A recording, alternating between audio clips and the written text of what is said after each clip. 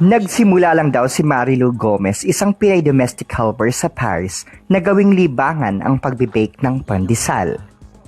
Noong una daw ay libreng patikim lamang sa mga kaibigan, subalit ng kalaunan ay nadiskubre nila na may kakaibang sarap kung ihahambing sa ordinaryong pandesal sa Pilipinas. Kaya naman, hinikayat siya ng mga ito na subukang ilako sa Filipino community. Hindi naman nabigo si Marilu. Sa katunayan, mula noon ay tinangkilik na ng mga kababayan natin sa Paris ang kanyang panindang pandesal.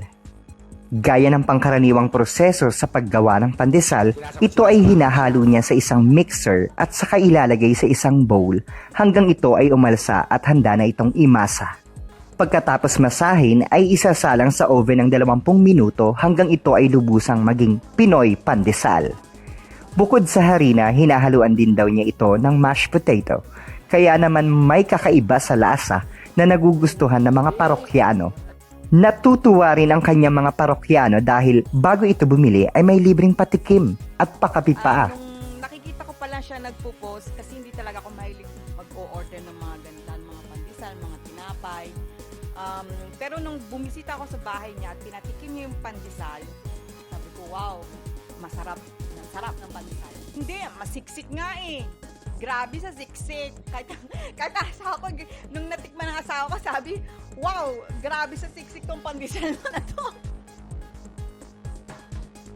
Paborito din daw niya ang pandesal noong siya ay nasa Pilipinas, lalong-lalo na sa almusal at merienda, lalo pat ito ay pinapalamanan ng keso at margarine. Ang pandesal ay isa na sa mga nakasanayan natin mga Pilipino na nasa hapagkainan natin.